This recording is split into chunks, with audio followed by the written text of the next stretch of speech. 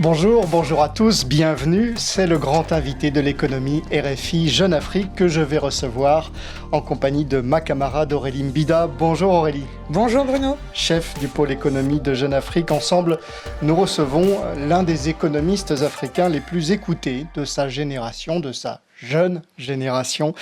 Bonjour Abdoulaye Diaye. Bonjour Bruno, bonjour Aurélie. Merci mille fois d'avoir fait escale dans nos studios, vous qui alternez entre les États-Unis où vous enseignez et le Sénégal, votre pays dont nous allons naturellement parler en détail. D'abord, avec Aurélie, un résumé de votre parcours déjà très riche. Abdoulaye Ndiaye, vous appartenez à cette génération d'économistes africains qui naviguent entre les grandes universités mondiales et les grands débats économiques du continent. Sénégalais, vous enseignez aujourd'hui l'économie à la Stern School of Business de l'Université de New York. Vos travaux portent notamment sur la dette publique, l'emploi, les finances publiques ou encore le développement économique. Vous avez d'ailleurs remis en janvier dernier un rapport très remarqué sur l'économie sénégalaise pour le compte du Finance for Development Lab. Vous l'avez présenté à Dakar avec l'économiste français Martin Kessler, un rapport qui voit clairement la restructuration de la dette comme une option. Alors, qu'est-ce qui vous a conduit à aller vers ça, à devenir économiste? À quel moment vous vous êtes dit la recherche peut avoir un impact concret sur la vie des gens, ça c'est une chose, mais aussi sur les politiques publiques? Merci Bruno. Oui, en effet, dans toutes mes études, j'étais très animé par les sciences. Et c'est après avoir fait des études surtout de mathématiques et l'école d'ingénieurs en France ici, la recherche me passionnait et dans cette recherche-là, j'étais toujours intéressé par le développement parce que, ayant grandi au Sénégal, le développement était important pour moi. Et à un moment donné, j'ai lu des livres. À l'époque, il y avait 2 livres de développement que j'avais lus. C'était celui d'Esther Duflo, Poor Economics, l'économie des pauvres, qui parlait un peu de développement. Prix Nobel d'économie, devenu prix Nobel d'économie. Voilà. Et un autre livre, The End of Poverty, La fin de la pauvreté. Et ces 2 livres-là m'ont donné un peu un spectre, l'économie micro de développement et un peu plus macro de développement. Et j'ai pu découvrir que l'économie est aussi scientifique. Parce que quand j'étais au lycée au Sénégal, j'avais cette perception de l'économie étant moins liée aux sciences. On parlait d'économie et gestion. Et donc, voilà, donc à un moment donné, ma perception également en grandissant était que l'économie se faisait dans les institutions internationales, le FMI, la Banque mondiale. Cependant, j'ai fait un stage à l'époque à l'Organisation des Nations Unies à New York. Un stage fort intéressant. Je l'ai découvert comme un endroit d'échange, mais j'ai pu apprendre également qu'il fallait un peu plus, pousser un peu plus. Et c'est là où j'ai décidé, en fin 2012, de faire le doctorat en économie. Et à ce moment-là, c'était les États-Unis qui étaient... Alors justement, on va aller plus loin dans votre carrière professionnelle. Absolument. Vous m'avez grillé tout mon portrait. Avant cela, vous avez travaillé donc à la Réserve fédérale de Chicago, l'une des principales banques régionales du système de banque centrale américain. Vous êtes également passé par l'École polytechnique en France, comme vous l'avez dit, promotion 2010, performant dans vos études et sur les pistes, comme on le voit ici, lors du concours d'entrée à Polytechnique. Vous poursuivez ensuite à Northwestern University, l'une des universités les plus prestigieuses du monde où vous avez obtenu votre doctorat en économie. Quand on regarde ce parcours, on se dit que vous auriez pu faire toute votre carrière dans le monde universitaire américain. Pourtant, en 2021, vous rejoignez le ministère sénégalais de l'économie comme conseiller spécial. Voilà, un pont avec les politiques publiques. Pourquoi avoir quitté même temporairement cet univers académique pour vous confronter à un univers peut-être bien plus complexe, celui de la décision publique et donc de la politique? Oui, j'ai toujours été intéressé par les décisions publiques. Vous savez, quand vous êtes économiste africain, vous êtes dans une position dans laquelle vous êtes un peu, on va dire, les seuls dans une table, dans les chambres de décision, de discussion, et c'était important pour moi de faire ça. C'est d'ailleurs pourquoi j'ai commencé à la Réserve fédérale américaine.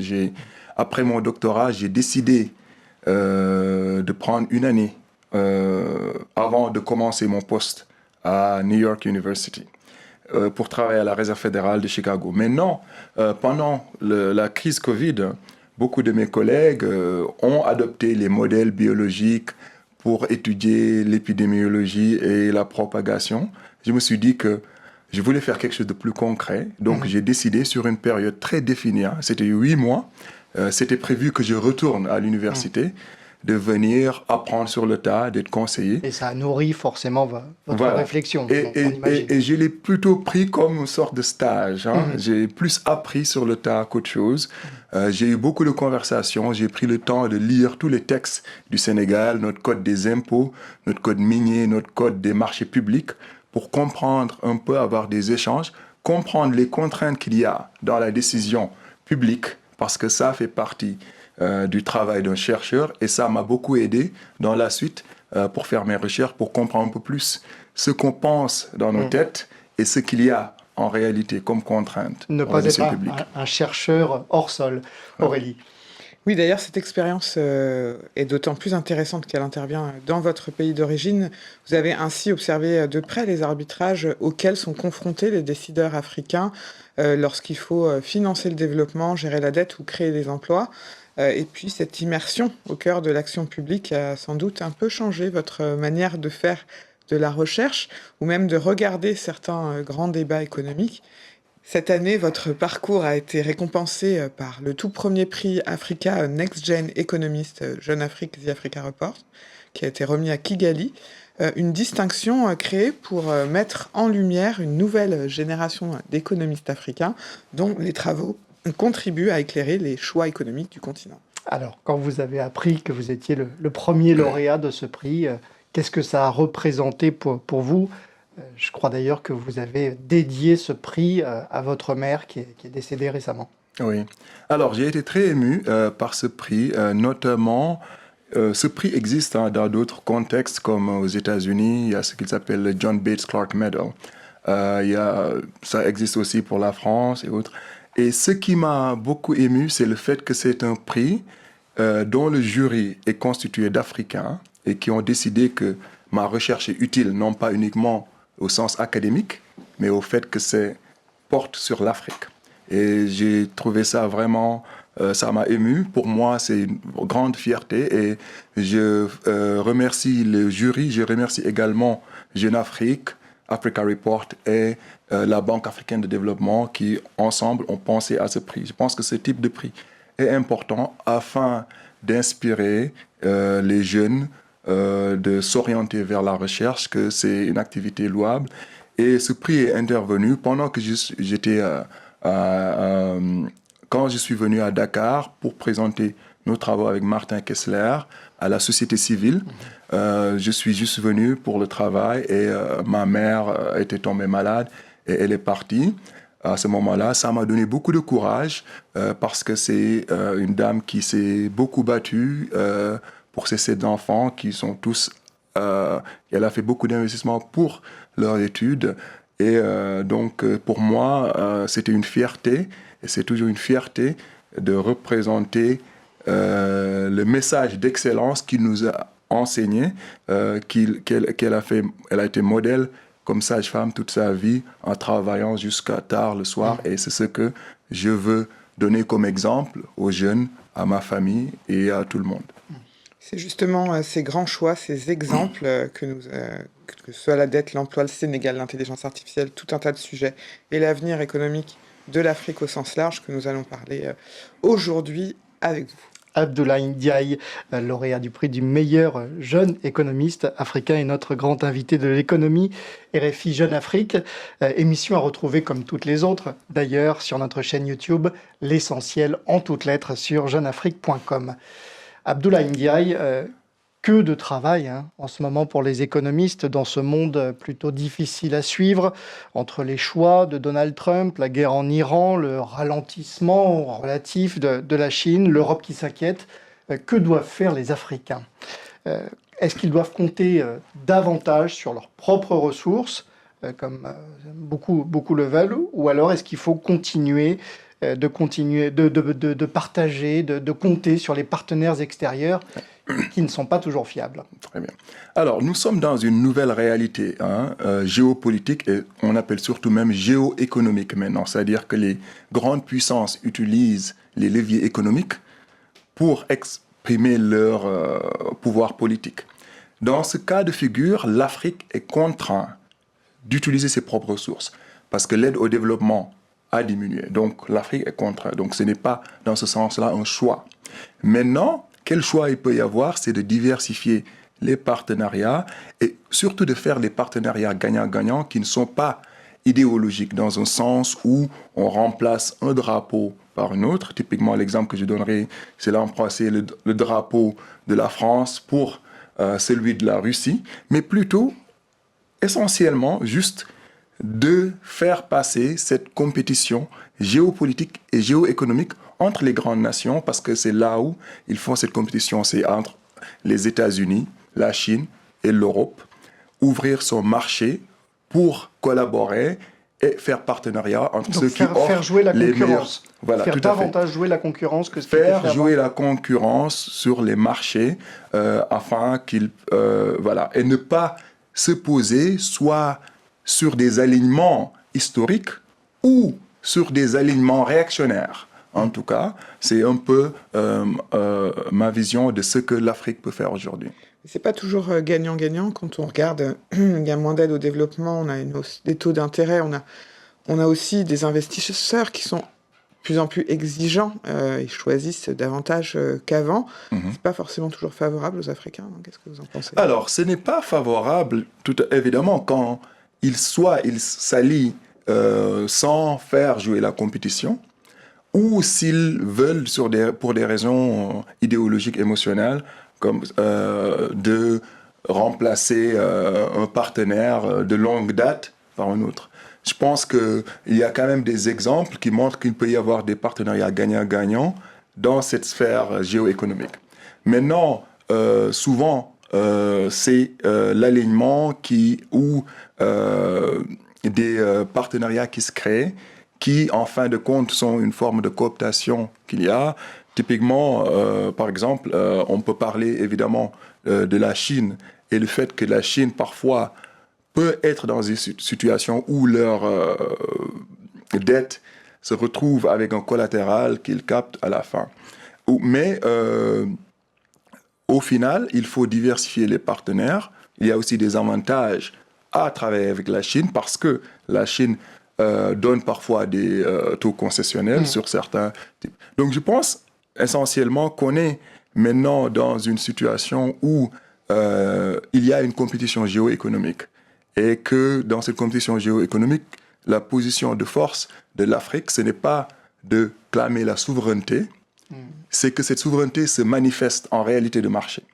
Et ça se manifeste en réalité de marché le plus quand on a un levier qui permet qu'on peut substituer d'un partenaire à un autre. Alors, le constat général, Abdoulaye Ndiaye, c'est quand même une difficulté globale à financer le développement des pays africains. Je voudrais vous faire réagir à une double analyse, celle de deux grands économistes africains, Lionel Zinsou et Kako Nububko, que nous avons reçus très récemment dans le cadre d'une série d'émissions sur l'avenir de l'Afrique, leurs analyses sur l'état des finances publiques en Afrique.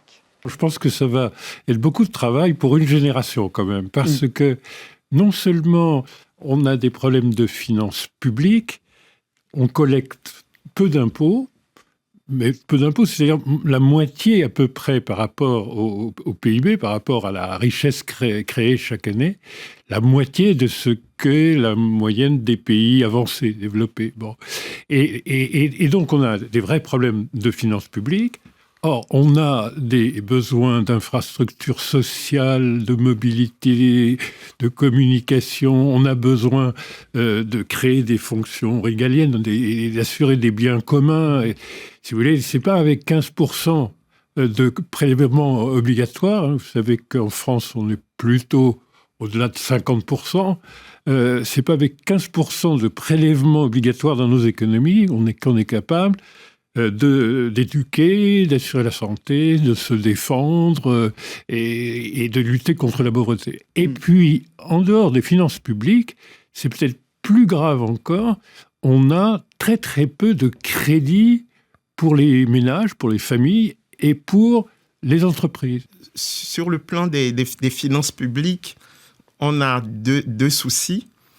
Il y a ce qu'on appelle le rendement fiscal, donc la capacité de nos administrations à lever l'impôt. Et puis, il y a une question d'étroitesse de la base productive, ce qui fait qu'on a du mal à avoir un espace fiscal digne de ce nom pour faire face à une population dont la taille double tous les 25 ans et qui est très jeune et donc qui est en forte demande de santé, d'éducation, de formation, d'emploi. Donc, il y a un enjeu très important, comme l'a dit Lionel Zinsou, au niveau des finances publiques. Et par rapport au secteur privé, il a également raison. Le ratio crédit sur PIB aux États-Unis frôle les 300%. Et il y a un enjeu de l'intermédiation financière aussi, parce que quand on pose la question aux banquiers, ils nous disent on a beaucoup de ressources courtes, mais on a du mal à les transformer en emplois longs. Et donc, il y a aussi cet enjeu d'intermédiation financière pour accompagner la question des finances publiques. L'économiste Kako Nobubko et le banquier d'affaires Lionel Zinsou, deux de nos invités dans le cadre de cette série d'émissions intitulée « L'Afrique, le temps des possibles », à découvrir très prochainement sur la chaîne YouTube de RFI. Abdoulaye Ndiaye, votre réaction, sans entrer dans tous les détails, mais votre réaction à ces propos qui sont pas très optimistes sur le financement à moyen et à long terme des économies africaines. Oui, bon, deux économistes que je respecte beaucoup. Je voulais aller juste un peu plus loin sur le fait de mobiliser les ressources locales. En fait, en prenant par exemple pour les taxes, ils ont parlé un peu des taxes qu'on collecte sur le PIB. Mais même dans mes études à moi, on trouve qu'il y a une mesure qui est en fait même plus naturelle, c'est de voir combien de taxes on collecte, sur combien on dépense pour collecter ces taxes. Pour vous donner typiquement un exemple, donc on a étudié tous les pays du monde et sur la durée. Par exemple, que ce soit les États-Unis ou la Suède, pour chaque dollar qu'ils dépensent pour collecter des taxes, ils collectent autour de $300. Okay? Tandis que pour les pays les moins avancés, par exemple le Burundi, qui est au plus bas de l'échelle pour nous, pour chaque dollar qu'ils dépensent pour collecter des taxes, ils reçoivent $30. Donc 300 à 30, donc un ordre de magnitude. Et cette différence-là, ce qu'on appelle la productivité à pouvoir collecter des taxes. Le Sénégal se trouve autour de $42 pour ta taxe collectée. Et donc maintenant, cette productivité-là, ça ne se fait pas du jour au lendemain, c'est sur la durée qu'elle change. Par exemple, on voit qu'aux États-Unis, il y a 100 ans de cela, ils étaient pour chaque dollar dépensé pour collecter des taxes, ils collectaient $30. Donc au niveau du Burundi. Mais c'est sur la durée, avec des réformes. Mais il se passe quoi? Qu'est-ce qui se passe? Qu'est-ce qu'on fait concrètement? Qu'est-ce qui se passe? Par exemple, pour les États-Unis, ce qui s'est passé concrètement, ils ont institué la taxation à la base, ce qu'on appelle en anglais withholding at the base. Ça veut dire qu'une fois que les gens ont le revenu, on va prendre les taxes, on ne va pas demander qu'ils déclarent. On les prend à la source. Voilà. Donc prélèvement. Ils ont mis en place le prélèvement à la source et ils ont aussi pu l'implémenter et que ce soit gardé. Donc, ce sont ces éléments-là qui sont nécessaires. Ils ont pu faire la digitalisation, ils ont pu passer des taxes plus distortives comme les taxes sur les impôts, etc., vers des taxes plus sur le revenu. Et comme vous savez, nos économies sont plus informelles. C'est une grosse manne, c'est une base taxable qui est plus difficile à taxer. Donc, c'est sur cette durée-là, sur 100 ans, qu'ils ont pu faire ce travail-là. Donc, ce n'est pas du jour au lendemain qu'on peut changer ce levier, mais il y a des réformes progressives à faire. L'autre élément également, quand il s'agit de ressources domestiques aussi, c'est dans le privé. Donc, c'est un peu les ressources longues, c'est comment changer le cadre de réforme des marchés financiers de sorte qu'on puisse bénéficier des pensions, des épargnes des gens, que ceci puisse stimuler l'économie, que ce soit de l'investissement sur la longue durée. On sait qu'il est très difficile pour les entreprises de se financer sur la longue durée. Il y avait aussi quand même quelques obstacles, avec pas mal d'échecs ces 30 dernières années, avec l'aggravation générale du niveau de la dette et des pays qui se sont retrouvés vraiment très, très endettés. Donc d'autres priorités peut-être que la collecte de taxes, notamment le système d'annulation de la dette dans le cadre de l'initiative PPTE, les pays pauvres, très endettés, a permis à de nombreux pays africains de repartir sur de nouvelles bases. 20 ans plus tard, est-ce qu'on est en train de refermer cette parenthèse ou est-ce qu'on est en train de replonger dans une nouvelle crise de la dette? Ouais. Alors, juste pour terminer sur la collecte de taxes, ce n'est pas toute la solution. Et il faut trouver une solution à ce problème systématique qu'il y a de la dette. Donc, vous avez parlé de l'initiative des pays pauvres très endettés, et il y a un problème structurel dans nos économies africaines. Et c'est typiquement lié au fait qu'on souvent on emprunte pour de la consommation. Et ce n'est pas une utilisation productive de la dette. Typiquement, je vous donne l'exemple, quand vous avez au Sénégal, la dette publique était autour de 48% du PIB avant l'initiative Pays pauvres très endettés dans les années 2000, donc 2006. Après cette initiative-là, la dette publique du Sénégal est tombée autour de 20%. D'accord ? Mais progressivement, chaque année, ce taux a augmenté jusqu'à officiellement être autour de 70% en 2019. Et il y a eu cette crise de dette non reportée qui a eu lieu. Mais sur cette période-là même, ce qui s'est passé, c'est que cette dette a augmenté. Pourquoi ? Si la dette sur le PIB augmente, ça veut dire que notre dette augmente plus que notre économie arrive à produire. Parce que ce n'est pas uniquement le stock de dette qui compte, mais c'est aussi ce stock de dette sur... Si on produit plus, c'est gérable. Il faut que ça s'accompagne d'une croissance économique et d'une activité. Ouais, il faut que la dette finance la croissance. Mais le problème qu'il y a, c'est un problème structurel lié au fait, par exemple, qu'une bonne partie de nos dépenses, ce sont les subventions à l'énergie. Ce sont les subventions au gaz. Et ces subventions-là, à l'alimentation, aux subventions aux intrants agricoles. Donc souvent, c'est ces subventions-là qui, au final... Il y a aussi des exemptions d'impôts pour favoriser les entreprises, pour qu'elles puissent s'installer et créer de l'emploi. Mais au final, ce sont aussi des acteurs qui devraient contribuer à la croissance. Oui, donc ça, c'est la partie collection dont on parlait. Mais sur la partie, en tout cas... de dépenses, voilà. Donc, sur une partie des dépenses, il y a de bonnes parties des dépenses qui ne sont pas productives. Et il faut imaginer, il faut surtout prioriser, faire des investissements sur la durée, par exemple pour le Sénégal, qui a du pétrole maintenant, afin de le transformer en énergie électrique, pour que l'électricité soit moins chère, pour que l'électricité soit raisonnable, ce qui peut créer même de nouvelles industries, de nouvelles entreprises.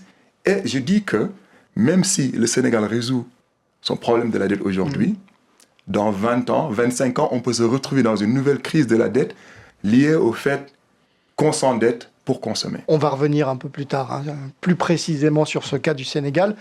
Vous dites qu'il y a des marges de manœuvre fiscales qui ne sont pas aujourd'hui exploitées, de fait, dans beaucoup de pays africains. Oui, alors, les marges de manœuvre fiscales sont liées au fait qu'on doit avoir une base de taxation plus large.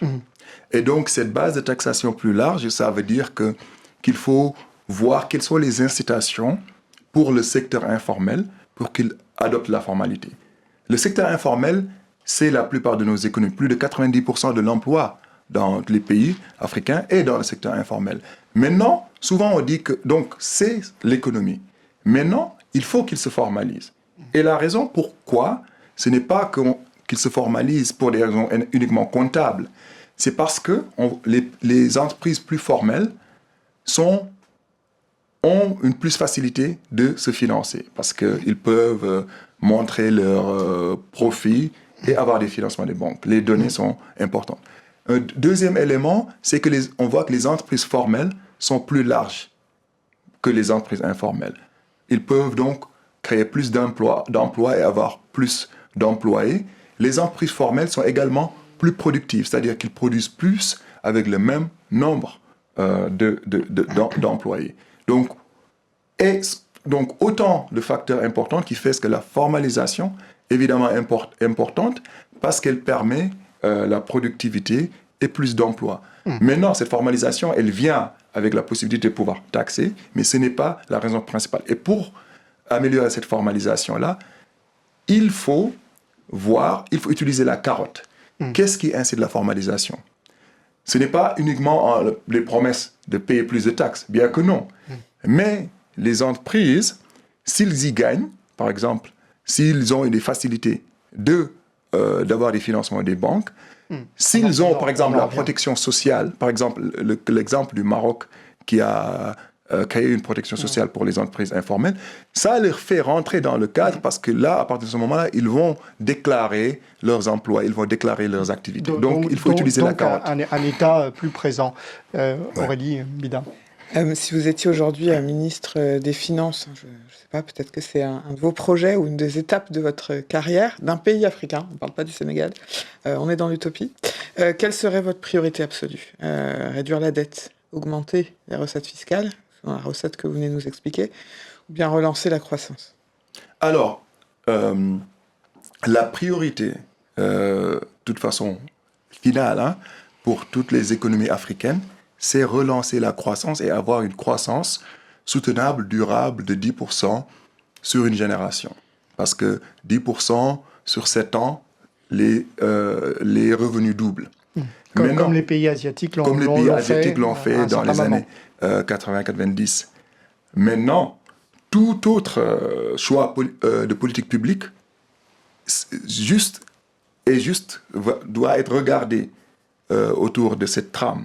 Et dans ce sens, oui, en effet, il faut avoir des taxes moins distorsives, mais sur une base plus large. Voilà.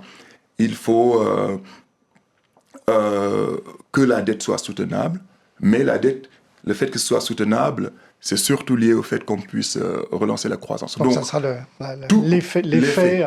Voilà. Donc c'est vraiment ce qu'il y a de mieux. Parce que chaque année, en Afrique, il y a 50 millions de personnes qui naissent, et ça doit être une urgence. Alors justement, voilà. Abdoulaye Ndiaye, avant de revenir plus spécifiquement sur le cas du Sénégal et de son endettement, passons à notre deuxième grande thématique, l'emploi des jeunes, puisque vous évoquez cette démographie. Chaque année, entre 10 et 12 millions de jeunes Africains arrivent sur le marché du travail. Est-ce que l'Afrique crée suffisamment d'emplois, mais d'emplois de qualité, pour absorber cette vague? Non. Alors, 50 millions de nouveaux bébés et 10 à 12 millions de nouveaux jeunes dans le marché de l'emploi. Donc, c'est un ratio d'un cinquième. Je pense que ça doit être une urgence. On parle tout le temps de l'Afrique, le potentiel, le futur.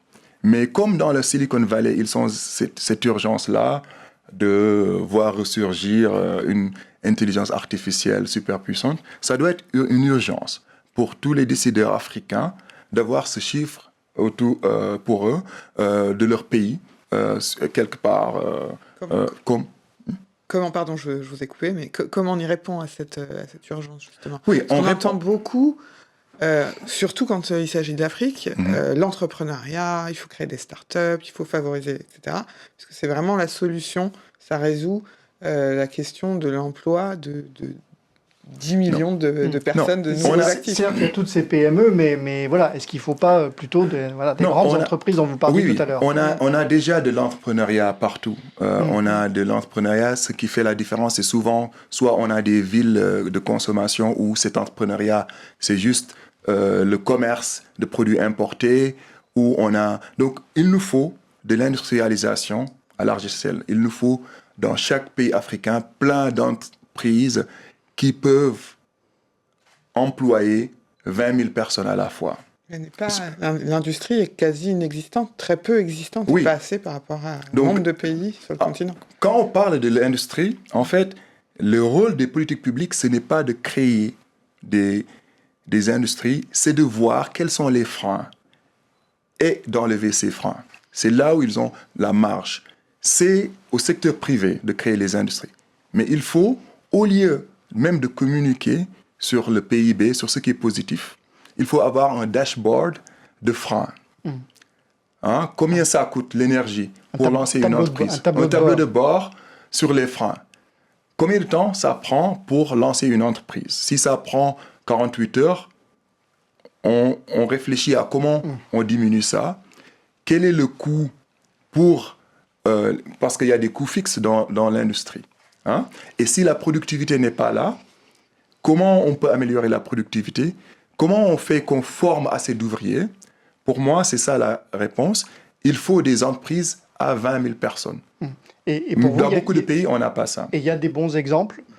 Vous en avez vu là ces dernières années dans certains pays qui ont réussi sur certains secteurs de l'économie? Oui, bon, donc il y a des exemples. Bon, il y a le Rwanda réussit dans le secteur des services. Hein, donc, toutes les colloques en Afrique se passent au Rwanda.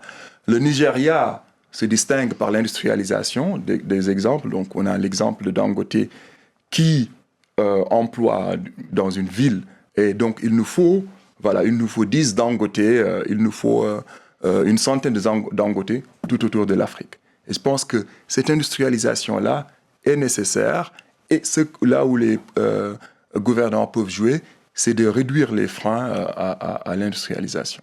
L'économiste sénégalais installé aux États-Unis, Abdoulaye Ndiaye, est le grand invité de l'économie RFI Jeune Afrique. Abdoulaye Ndiaye, venons-en à présent au cas de votre pays, le Sénégal, qui traverse une période économique et budgétaire particulièrement délicate, situation fragile, ont dit les représentants du FMI lors de leur dernière visite à Dakar. Ils reconnaissent tout de même les efforts du nouveau gouvernement sénégalais et la résilience du pays. Comment est-ce que vous voyez, vous, cette situation économique globale? Est-ce qu'on est face d'abord à une crise budgétaire ou est-ce qu'on est au-delà de ça, dans une crise de confiance, dans une crise plus profonde qui touche les Sénégalais? Oui, on est face à une crise budgétaire. Et face à cette crise budgétaire, depuis 2 ans, le Sénégal a eu son programme avec le FMI qui a été interrompu. Il y a moins de financement qui arrive au Sénégal. Il y a eu des problèmes de tensions politiques qui sont en train de se résolver et on peut se focaliser sur les questions économiques et comment résoudre cette crise de la dette.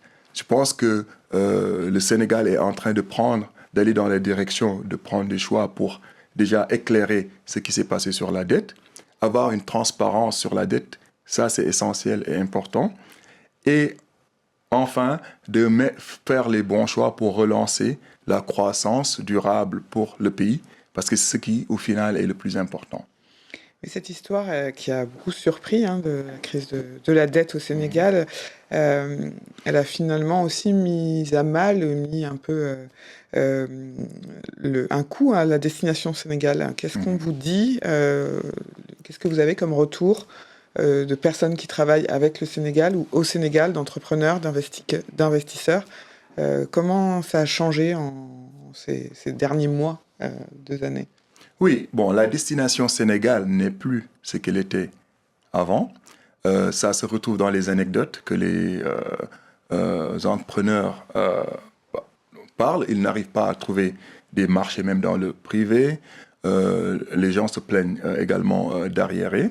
Et le Sénégal fait face à des difficultés réelles. Maintenant, au-delà des anecdotes, ces difficultés-là se reflètent également dans le marché. Donc actuellement, le Sénégal a plus de 12% quand il s'agit de 1200 points de base, au-delà de ce que ça coûterait pour les États-Unis de s'endetter. Le Sénégal a vu sa note dégradée également. Plusieurs fois. Et donc, ça se reflète à la fois dans les histoires que les gens racontent et aussi sur le marché. Voilà. Donc, le Sénégal doit soigner cette image-là en étant ouvert au monde et en résolvant cette situation économique. Une spirale très négative. Mais est-ce que vous parleriez d'une crise de confiance, d'une fracture entre les Sénégalais et leurs élites et leur classe politique et même... on va dire leurs experts, ceux qui réfléchissent?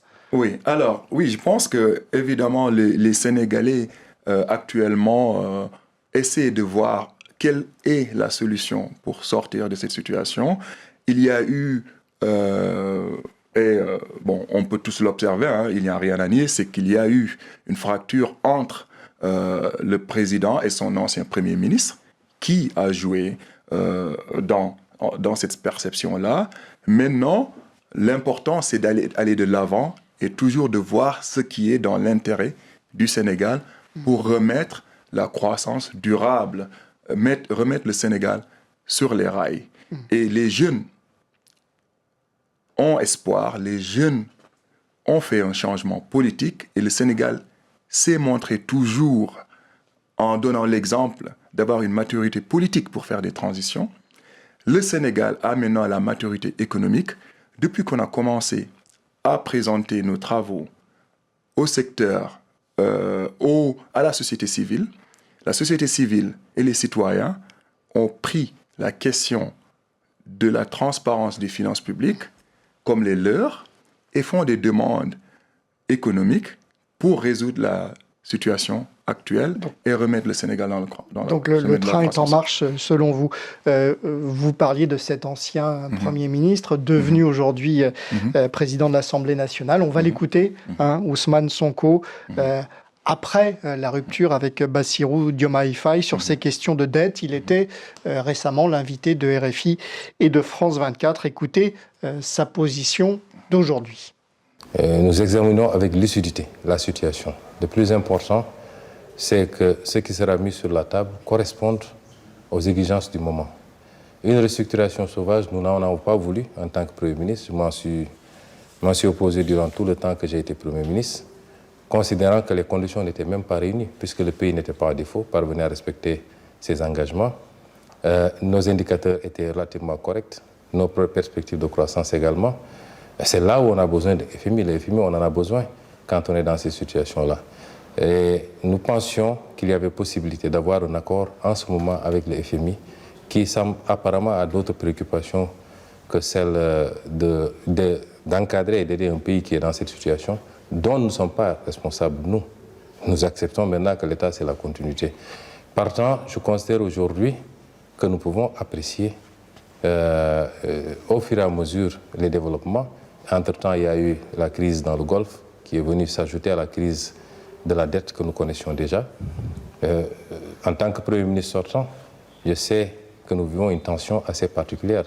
Nous apprécierons, comme je l'ai dit dans l'absolu, nous ne sommes pas là pour faire de l'entrave, mais si une solution devait être prise qui ne va pas dans le sens de l'intérêt du Sénégal, qui sacrifie nos options de changement systémique et structurel à l'autel de ratios à court terme, nous ne l'accepterons pas. Et ce qui relève du pouvoir de l'Assemblée nationale, nous l'utiliserons pour dire non. Ousmane Sonko, à la fois prudent et déterminé sur cette question de la dette. Aurélie. Abdoulaye Ndiaye, vous avez même assez récemment expliqué la restructuration de la dette vous-même pouvait constituer la moins mauvaise des solutions. Pourquoi ? Alors, pourquoi ? Uniquement parce qu'au-delà des anecdotes, il faut prendre qu'est-ce que les données disent. Donc, il y a des études, avant de dire un seul mot sur les questions de restructuration ou de traitement de la dette, j'ai fait mon travail, je suis allé et j'ai lu plus de 60 papiers de recherche. Alors, il y a eu plus de 500, autour de 500 restructurations dans le cadre, on va dire, du Club de Paris et maintenant le nouveau cadre du G20. Donc, prenons ce cadre-là. Si on prend autour de 500 restructurations, c'est-à-dire que même quand un pays fait défaut au final, on peut appeler ça une restructuration. La seule différence, c'est que si le pays décide, avant qu'il fasse défaut, qu'ils vont faire une restructuration, on l'appelle une restructuration préventive. Et ce dont on parle, c'est-à-dire que si on compare les pays qui, au final, font un défaut total et après sont forcés de faire restructuration, et les pays qui, de façon préventive, ont dit que non, vous savez, notre dette n'est pas soutenable, on va faire une restructuration maintenant, la croissance revient plus rapidement, beaucoup plus rapidement pour ces pays-là qui font la restructuration préventive. Mais là, ce que dit Ousmane Sonko, qu'on vient d'écouter, c'est qu'une restructuration là, avant même d'avoir le résultat avec le FMI, pour lui, c'est non. Oui, bon, alors moi je vous dis ce que les données disent, une comparaison des pays autour du monde et dans les différentes situations. C'est qu'une fois qu'un pays est en situation de défaut total, ce pays-là se retrouve dans un chaos total, où ceux qui ont les obligations peuvent aller à Londres, dans les cours légales de Londres, et porter plainte contre le pays. Voilà, on se retrouve dans cette situation très difficile. Hein? Maintenant, dans ce cas de figure, une restructuration préventive peut être moins pire. Hein? Moins pire, c'est parce que nous ne sommes plus de toute façon dans le cas du Sénégal dans une bonne situation. Donc peut être moins pire qu'un défaut total où le Sénégal va être contraint dans... Et donc juste pour en finir sur ce point-là, c'est important quand même de le dire qu'il faut identifier dans cette situation difficile des combats qui peuvent être gagnés. Et même quand on parle de restructuration préventive, il y a plein d'éléments. Quel est le périmètre? Est-ce que les banques du Sénégal ou de la zone UEMOA vont avoir des pertes? Ou est-ce que le Sénégal pourra négocier pour qu'il n'ait pas de pertes et que ce sont ceux qui ont les obligations? Hein? Comment agencer les échanges entre les différentes parties prenantes? Quel est l'espace que le Sénégal peut avoir pour faire des investissements quand même, à la fois garder certains projets sociaux, faire des investissements pour résoudre ce problème de la dette sur le long terme avec ce chemin qui n'est pas soutenable sur le long terme? C'est tout à la fois plus de 10, 15, même plus de petits combats sur lesquels, je ne dis pas petits, je veux dire, ce sont les vrais combats où le Sénégal peut avoir une position de négociation forte. Donc pour vous, il y a restructuration et restructuration. Voilà, il y a bon, ouais, bon, c'est pas nécessairement la catastrophe annoncée. On va quand même dire que le sujet fait débat au Sénégal, qu'il y a de fermes opposants à cette restructuration de la dette. On va écouter par exemple un entrepreneur en série même, il s'appelle Serigne Malick Tall. Il est entrepreneur pas qu'au Sénégal d'ailleurs, et il nous livre son opinion argumentée. Bonjour Bruno, et bonjour à votre invité. Quand je pense à la restructuration de la dette sénégalaise, je suis pris de peur. Une peur qu'on ne peut pas expliquer si on n'a pas vécu 1994.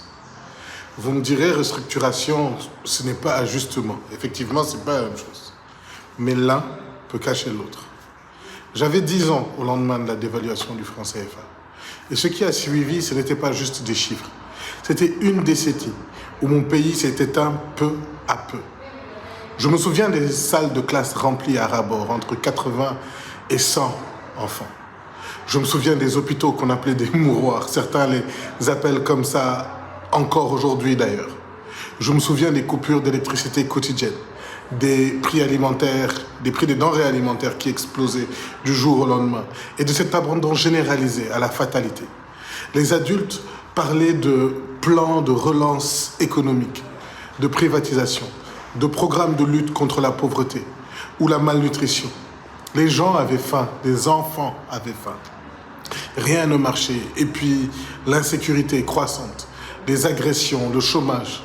C'était une stagnation qui ressemblait à une condamnation, un désespoir collectif que l'on pouvait ressentir, respirer. Je crois d'ailleurs que beaucoup de nos malheurs d'aujourd'hui trouvent leurs racines là. La génération qui grandit dans cette austérité, c'est elle qui traverse la Méditerranée, maintenant, et pendant les 20 dernières années. C'est elle qui perd foi dans ses institutions. Donc, je ne dis pas non à la renégociation des dettes, oui, ça, c'est nécessaire. Mais non à toute restructuration dont les conditions entraîneraient une hausse des prix, des réductions dans les budgets de l'éducation, de la santé, des réductions de la capacité d'investissement de notre pays. Les mêmes causes produisent les mêmes effets. Abdoulaye Ndiaye, se souvenir de l'ajustement structurel, de la dévaluation du franc CFA, ça peut faire peur aux Sénégalais qui ont vécu ça. Le FMI, la Banque mondiale n'ont pas forcément laissé que de bons souvenirs. Voilà, comment vous accueillez ces propos qui ne sont pas d'ailleurs si différents de votre analyse juste avant. Alors je suis né en 1988, j'ai grandi dans cette période. Donc ce souvenir, c'est une cicatrice pour beaucoup d'Africains. Les plans d'ajustement structurel étaient trop rigides et l'ajustement était trop fort. Maintenant, c'était une configuration également où on a des pays qui étaient en difficulté, d'accord? Et ce qui a changé, le système s'est amélioré. Et pour dire au final, tout ce qu'on a, c'est dans un système, comment on peut améliorer ce système-là pour avoir de meilleurs résultats. Le système s'est amélioré maintenant avec le cadre du G20, où les processus de restructuration prennent moins de temps, et aussi, il peut y avoir des échanges où les pays peuvent avoir leurs conseillers financiers, qui sont des gens pour qui c'est leur travail, et qui sont à la table pour négocier une position pour eux. Ce que j'essaie de faire comprendre aux gens, la question, je pense, n'est plus est-ce qu'il faut restructurer ou pas, c'est de voir qu'en fait, ce n'est pas un oui ou non, mais il y a une panoplie de choix, il y a une panoplie d'enjeux. Et que dans cette panoplie d'enjeux, il faut voir qu'est-ce que le Sénégal peut avoir comme résultat. C'est important de dire ça, hein, que ce n'est pas est-ce qu'il faut une restructuration ou pas. C'est que actuellement, ce qui se passe là, le Sénégal est en train de vivre un ajustement plus fort, j'estime, que ce que les partenaires imposeraient au Sénégal. Ce n'est pas perceptible, mais il y a cachée, voilà, il y a des réductions de la dépense sociale, hein, à part la croissance liée au pétrole, la croissance réelle de l'économie est plutôt faible. Et j'insiste, hein, le manque à gagner sur une croissance faible est très important. Et ça fait que c'est une génération en fait qui peut se retrouver sur 5 ans et 10 ans à payer le coût. Et justement, sur ce sujet, la solution ne serait pas aussi de réduire cette dépendance à l'endettement extérieur? Est-ce qu'on peut imaginer, s'il n'y a pas un modèle qu'on pourrait imaginer qui soit justement, qui change en fait à chaque fois de ce mode de fonctionnement qui aboutit à des restructurations ou à des déséquilibres très forts et des dettes insoutenables? Bon, oui, ce modèle existe, hein, et je vous dis ce modèle, c'est en 3 points. Le premier, c'est que la dette doit servir aux dépenses essentielles qui font qu'un État ne peut pas fonctionner. Donc, c'est-à-dire la défense, les infrastructures de base. Ce sont ces éléments-là. Si on n'a pas accès à ça, un pays ne peut pas fonctionner, ne peut pas avoir ses fonctions régaliennes. Et vous mettez l'éducation, la santé là-dedans? Alors, je ne mets pas l'éducation et la santé pour cette partie de dette. Cette partie de dette, je vais l'appeler, c'est la partie de dette qui est sur le marché. Donc en eurobond, par exemple, où on peut s'endetter en CFA pour ce cas de figure. C'est combien de pourcents si on veut par rapport Alors, donc la défense, ça peut aller autour de jusqu'à 30%. Bon, les États-Unis ont un exemple, on va dire jusqu'à 30%, c'est cette limite. Donc, pour ces fonctions régaliennes de base, hein, on peut aller sur le marché des eurobonds, non même pas concessionnels, mais juste pricés sur le marché. Et cette partie est importante, parce qu'on parle souvent que la dette des pays africains n'est pas... que les agences de notation sont biaisées, etc. C'est parce que beaucoup trop de cette dette-là donne de la place aux politiques, avec les institutions internationales, les gestions, etc. Donc ça repose sur le premier élément. Première partie. Maintenant, la deuxième partie, c'est quoi? Maintenant, c'est prendre la dette concessionnelle maintenant pour voir sur ces aspects de qu'est-ce qui rend une société productive, l'éducation et la santé, et donner de l'argument qu'il s'agit là d'investissements souvent d'éducation, ce que les économistes appellent la valeur marginale des dépenses publiques. Souvent, on voit que pour l'éducation, surtout sur l'éducation de très bas âge, hein, ça paye pour elle-même. C'est-à-dire que quand on investit dedans, on arrive à pouvoir avoir les gains dans le futur. Donc, on peut donner l'argument pour l'éducation et la santé que chaque prêt concessionnel ou même des grants, voilà, des dons, pour spécialement ces deux points-là, va payer sur le long terme. Et donc, on utilise ça pour cette partie-là. Maintenant, pour tout le reste... Ça s'autofinance. Voilà, ça s'autofinance. Et tout le reste. Et tout le reste, maintenant, ça, c'est le choix difficile. Hein? Comme je vous dis, tout le reste, progressivement, on améliore son système de taxes pour avoir des taxes moins distorsives, pour mettre en place un système d'imposition sur la taxe sur le revenu global. Hein? Chaque pays connaît à peu près, il y a beaucoup de personnes très fortunées qui paient une très faible taxe parce qu'il n'y a pas un système de taxe global. Et donc, sur la durée, de faire les réformes, de les mettre en place pour améliorer cette productivité de la taxation-là, qui peut améliorer tout ce qui leur reste. Et cette discipline, en fait, c'est ça qui permet au pays d'être sur le chemin soutenable. Parce que on aura une dette uniquement pour les fonctions régaliennes, pour ceux qui paient pour elles-mêmes. Certains programmes d'infrastructure également peuvent avoir une valeur marginale des fonds publics très, très, très élevée, mais il y en a celles qui paient pour elles-mêmes, pour l'éducation et la santé, ça c'est connu. Et après, petit à petit, améliorer le système de taxes.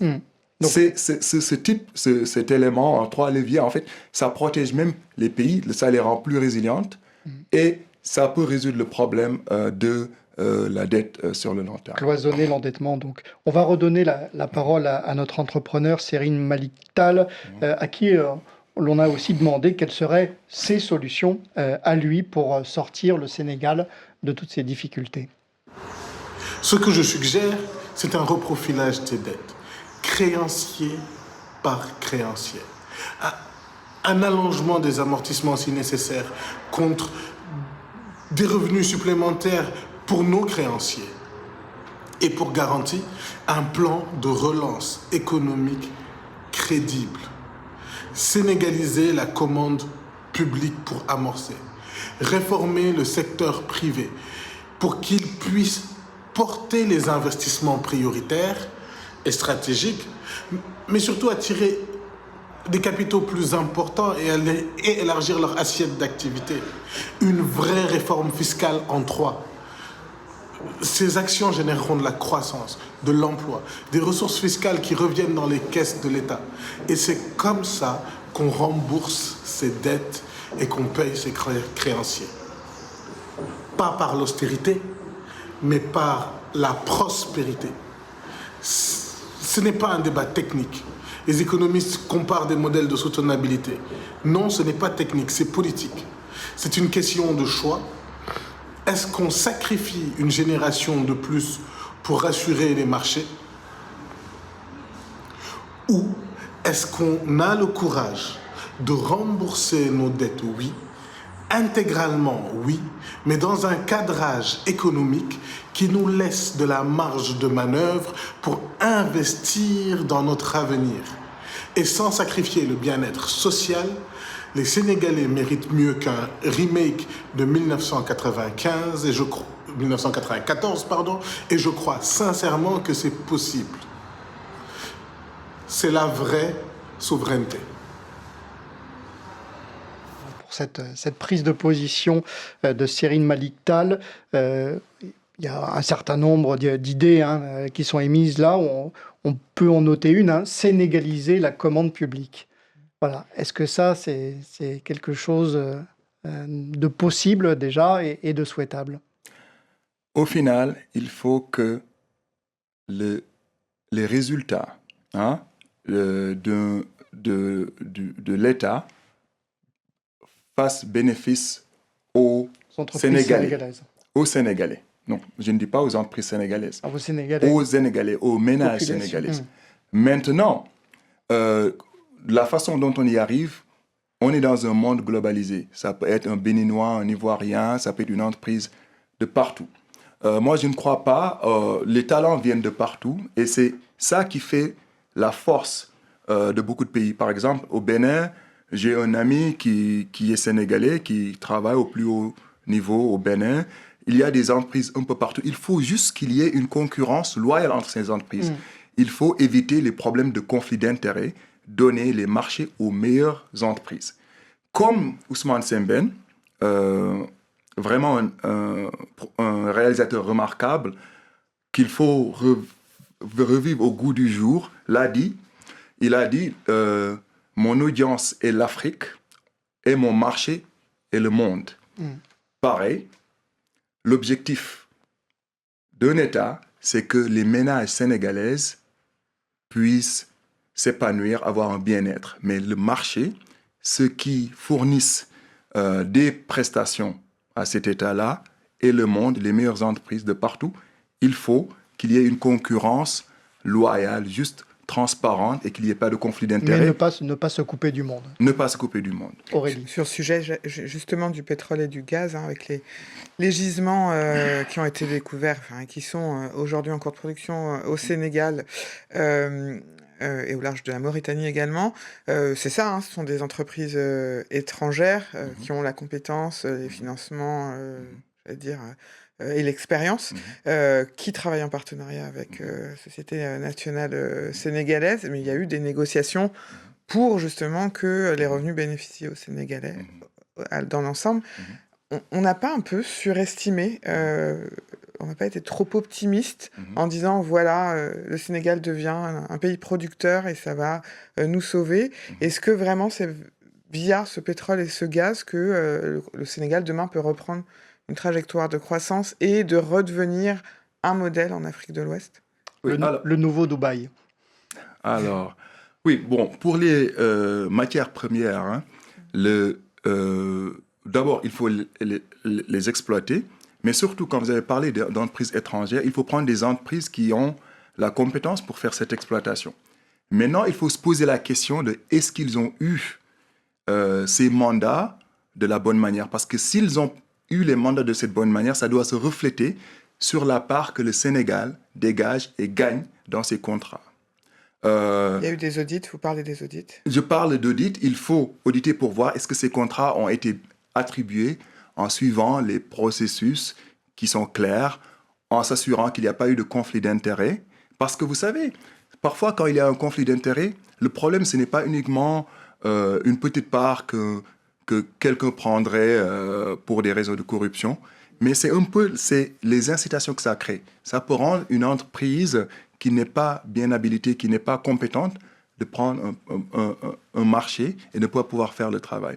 Maintenant, il s'avère que pour le cas du pétrole, le Sénégal ne garde pas une grosse part des productions de pétrole.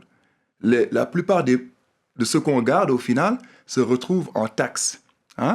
Et donc, oui, il faut s'interroger de savoir comment on peut faire que le Sénégal puisse garder une meilleure part, mais cet effort-là ne doit jamais faire de telle sorte que le Sénégal, la production n'ait pas lieu. Donc, c'est des échanges qu'il faut avoir, mais il est important quand même qu'on ne dise pas, allez, le Sénégal va juste rester sur des ressources qui ne sont pas exploitées. Parce que dans cette situation-là, on se retrouve dans une situation où, en fait, ça ne nous sert plus à grand-chose. Donc, il faut interroger, voir si les contrats étaient bien établis, mais surtout... Il faut peut-être aller un peu plus vite, parce qu'il y a quand même de la concurrence en la matière. Il y a du gaz, il y a du pétrole, il y en a pas mal au large, en Afrique du Sud, en Égypte, etc. Oui, il y a la concurrence, mais le fait que le prix du baril est toujours élevé suggère quand même qu'il y a, en termes de ressources, un marché, et c'est une ressource toujours rare, même si on doit faire attention au climat et tout ça, mais c'est une vraie ressource. Pour clore ce sujet sénégalais, après tout ce qu'on a dit là, est-ce que depuis l'élection de Bassirou Diomaye Faye, le travail est fait? Est-ce que le travail est globalement bien fait? Est-ce qu'on va dans la bonne direction selon vous?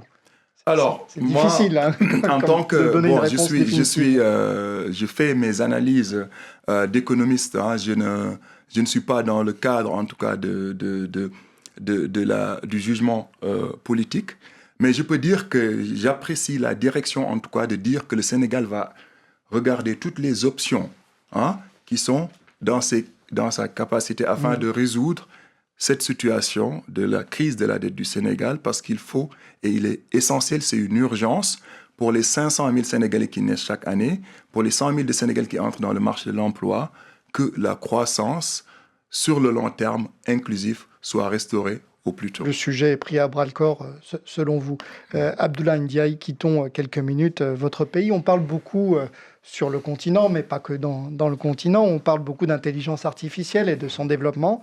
Est-ce qu'il y a un risque que l'Afrique manque cette nouvelle révolution technologique, voilà, qu'elle ne prenne pas le bon wagon? Oui, il y a un risque que l'Afrique manque à cette révolution. Déjà, l'Europe est à la traîne et il serait difficile pour l'Europe de venir à la frontière actuellement. Même Elon Musk, l'homme le plus riche au monde, a essayé de rattraper la compétition, mais n'y est pas arrivé. Je pense que nous sommes dans une situation maintenant où peut-être même qu'il est trop tard de faire la compétition dans le marché des grands modèles, comme on l'appelle. Mais plutôt maintenant de voir comment l'Afrique peut utiliser l'intelligence artificielle pour améliorer sa productivité, en partant avec les modèles qui sont publics. Certains sont chinois, certains sont produits par Facebook, de les utiliser, de pouvoir créer de nouvelles entreprises, de nouveaux secteurs. Je pense que c'est ça, là où on peut peser. L'intelligence artificielle est devenue maintenant un élément géoéconomique. Le nouveau modèle anthropique vient d'être arrêté. Et beaucoup de pays, non pas uniquement l'Afrique, se retrouvent dans une situation maintenant où cette compétition s'intensifie et il faut réagir.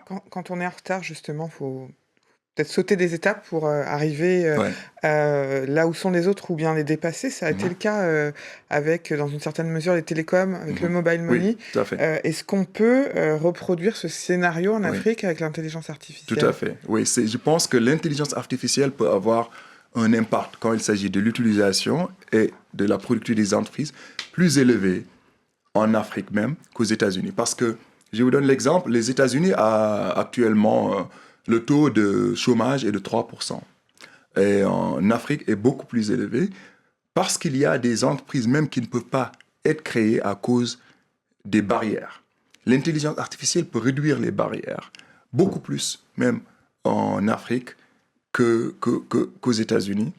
Aux États-Unis, il y a le phénomène à la fois d'augmentation de la productivité de ceux qui travaillent, qui est créé par l'intelligence artificielle, mais il y a aussi un phénomène de déplacement, du fait que certains vont perdre à la fois leurs emplois, et il n'est pas certain si l'effet de l'intelligence artificielle, quand il s'agit de l'emploi, va être diminutif ou va augmenter.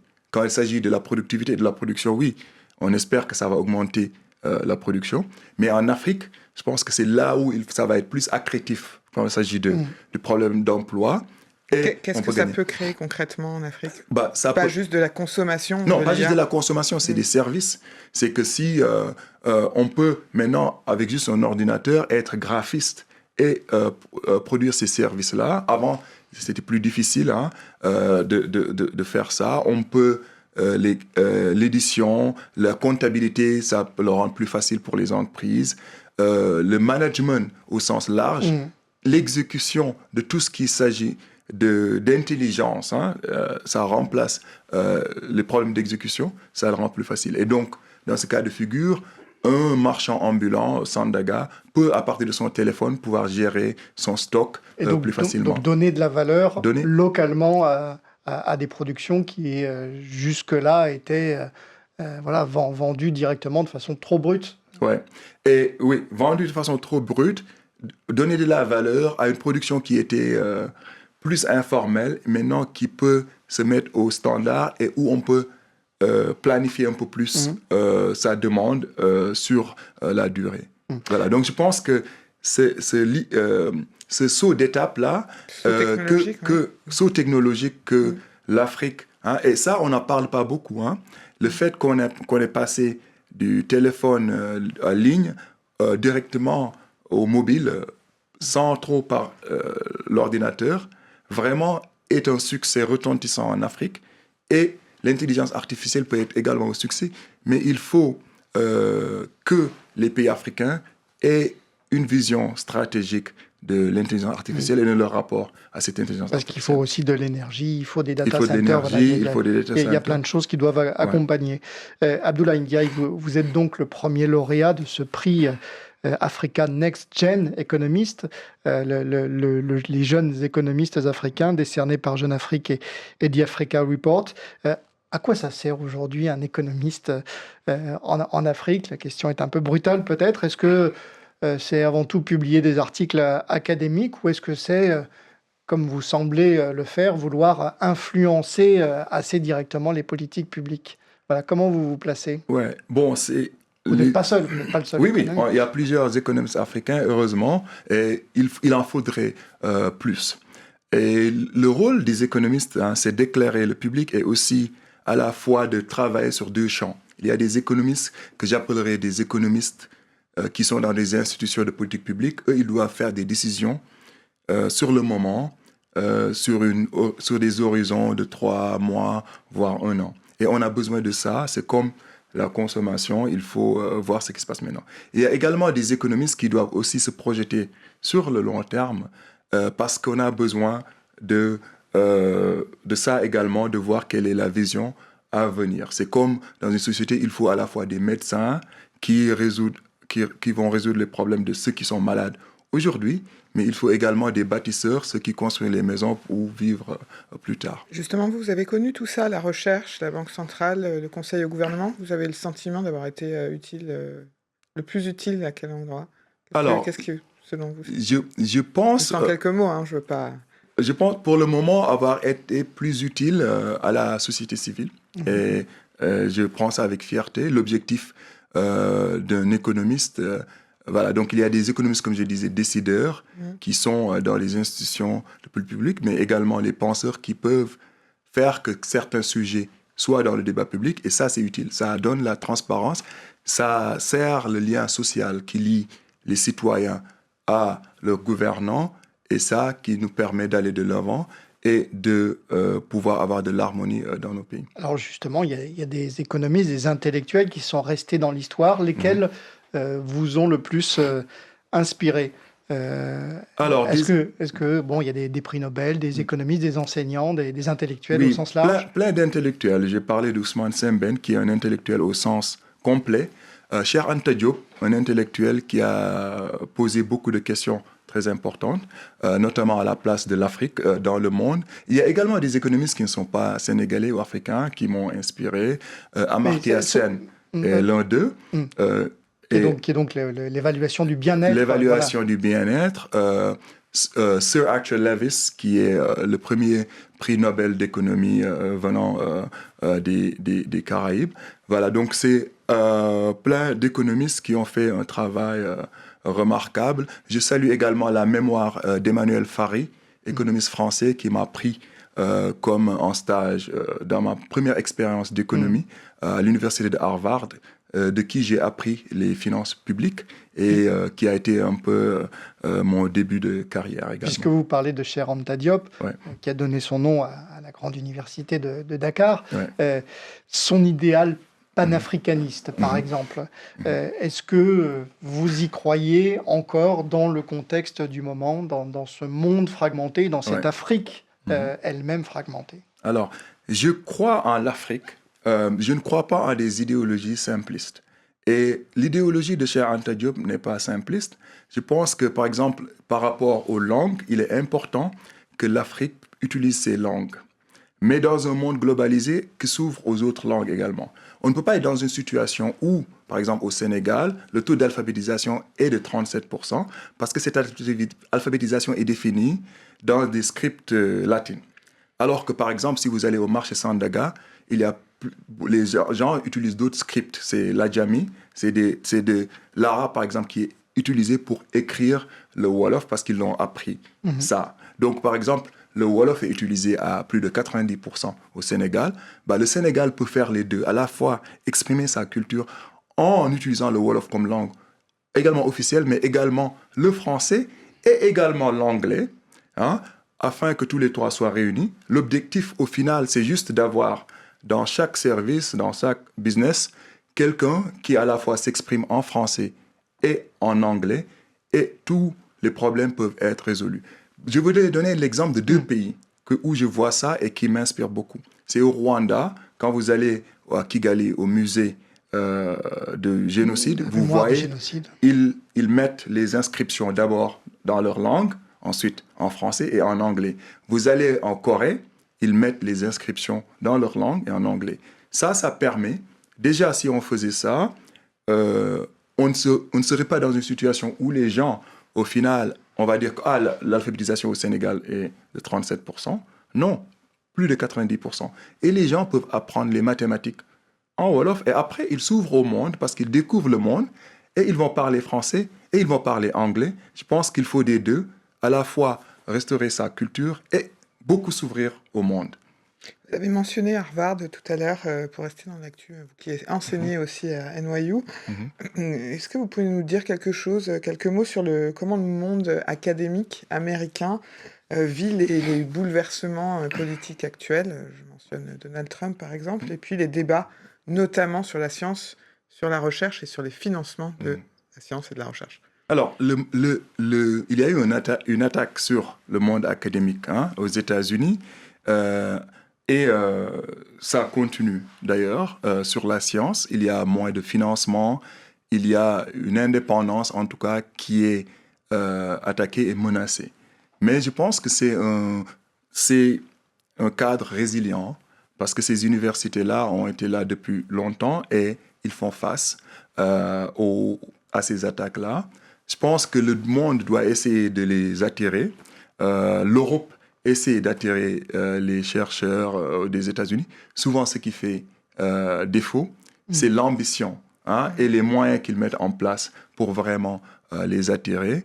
Le cadre devient de plus en plus difficile, où les gens se retrouvent à changer le langage de ce qu'ils font quand il s'agit en termes de diversité, quand il s'agit en termes de genre et tout ça, de juste changer le langage pour faire plaisir à la nouvelle ligne anti-woke de Donald Trump, puisqu'il faut dire, il faut dire son nom. Son nom, voilà. Mais je pense qu'il reste résilient quand même. L'université a toujours été dans un cadre où il est toujours en conflit. Ce sont des professeurs, ça fait partie de sa nature même. Les conflits entre les professeurs et l'administration qui sont là, qui ont leur liberté de parole et d'expression pour avoir cette indépendance-là et se poser les bonnes questions. Maintenant, il faut qu'ils continuent d'avoir cette indépendance envers l'État et envers la vision et la doctrine du 1984 de 2026. Et c'est ce qu'on peut voir aussi au Sénégal. Puisque l'on parle de votre vie américaine, elle est aussi rythmée par le sport, par le basket d'abord. Vous avez suivi la victoire des New York Knicks en finale NBA contre les San Antonio Spurs de Victor Wembanyama. Puisque vous résidez à New York, qu'est-ce que ça vous a inspiré d'abord à l'échelle new-yorkaise? Et puis deuxième question, que vous inspire ce parcours de ce Frenchie d'origine congolaise et qui a conquis l'Amérique? Alors, moi, la finale, c'était très excitant, mais à la fois un peu un conflit en moi. Parce que je suis un grand fan de Wemby. Parce que Wemby, un peu, est la mascotte et il est là, présent pour nous, les personnes de grande taille. Je fais 2 mètres. Voilà, il a une meilleure agilité que moi. On ne va pas vous demander de vous lever, mais on imagine. Il a une plus grande agilité que moi. Donc, je le suis depuis son draft. Ce phénomène. Vraiment, je suis allé le voir plusieurs fois en match. Mais cette fois-ci, bon, voilà, New York, on a un nouveau maire. Il y a beaucoup de dynamique. Vous savez, il y a eu une chanson qui est sortie, ou une sorte de poésie. Mon maire est musulman, mon bagel est juif, mon chrétien est Dior, dans le sens où il y a Christian Dior, et après ils disent, les Knicks vont gagner en 4 temps, Knicks in 4. Voilà, donc ce ralliement, c'est un peu l'esprit de New York que tous les gens sont ensemble. C'est cette diversité-là qui fait sa beauté. Et d'ailleurs, quand Donald Trump est venu pour un match, il n'a pas forcément été très bien accueilli par tout le monde. Voilà, il n'a pas été bien accueilli, il a été hué et tout ça. Et vraiment, c'est ça la beauté de New York. Et donc, en tant que résident à New York, je me suis mêlé également à ce sentiment-là, même si j'aime bien Wemby, mais je lui dis, Wemby, mon grand, tu vas gagner le championnat, tu viens juste de faire 3 saisons, tu es le meilleur et on est derrière toi pour le futur, mais je suis content que les Knicks aient gagné. Ça ne sera pas pour cette fois pour Wemby. Vous êtes passionné de basket, on a entendu, mais aussi de football. On vous a aperçu dans les tribunes du match Sénégal-France lors de la Coupe du Monde, puis de Sénégal-Norvège aussi. Vous suivez ce mondial avec des yeux de supporters avant tout ou avec des yeux d'économistes? Là, des yeux de supporters. Hein. Je mets l'économie à la porte, mais ça revient souvent, hein, je pense. C'est quand même une compétition où on parle beaucoup d'argent et de business. Il y a beaucoup d'enjeux. Oui, en effet, c'est les États-Unis ont une puissance de consommation très élevée et ça se reflète dans les prix. Maintenant, il fallait que la FIFA fasse un travail pour que les gens aient accès aux billets et que la FIFA prenne sa responsabilité. Par exemple, beaucoup de supporters sénégalais n'ont pas pu assister au match et c'est vraiment dommage. Tu les vois sur le gradin. Nos 12e, comme les appelle 12e Gaïdé, nos supporters qui venaient là avec des costumes de lion, qui vraiment poussaient les lions, n'étaient pas là. Tout le stade était bleu, blanc, rouge, ou les Norvégiens qui faisaient leur roue. Et ça, c'était dommage. C'est pourquoi vous m'avez vu sur les gradins, parce que je faisais office parmi d'autres, de supporters. Voilà. Mais, le bleu, blanc, rouge des Norvégiens. Aurélie Mbida, une dernière question. Oui, quel conseil donneriez-vous à un jeune Africain qui hésite aujourd'hui entre l'entrepreneuriat, l'administration, la haute administration, l'engagement public, la recherche, le sport, le foot, le basket? Ouais. Alors, tous ces différents domaines que vous avez mentionnés sont importants. Et je pense qu'il faut juste y aller jusqu'au bout. Le conseil que je donne, c'est soyez tellement bon que les gens ne peuvent pas vous ignorer. C'est ça. Et maintenant, utilisez tout ce qui est à votre disposition comme outil pour améliorer votre productivité. Notamment, on a parlé aujourd'hui d'intelligence artificielle. Il faut se l'approprier, il faut voir avec ces moyens qu'est-ce qui est disponible pour nous rendre plus productifs. Et être obsédé par la productivité, c'est ce qu'on doit faire individuellement et au niveau de nos pays également. Vraiment, j'invite et je conseille à tous les jeunes de se rendre compte que c'est possible et que l'action donne de l'information qui nous permet d'améliorer ce qu'on fait. Donc, je les encourage d'avoir cette agence-là, de faire des choses et de briller. Un très grand merci, Abdoulaye Ndiaye, d'avoir été notre grand invité de l'économie RFI Jeune Afrique.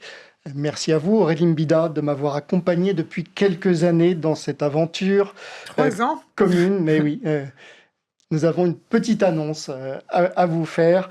C'était notre dernière émission ensemble, Aurélie. Vous vous apprêtez à quitter Jeune Afrique pour accomplir d'autres missions. De nombreux invités, comme Abdoulaye Ndiaye, se sont succédés à notre micro. Et l'un d'eux a tenu à vous adresser ce petit message. Bonsoir Aurélie, comment vas-tu? Omar Cissé du groupe InTouch.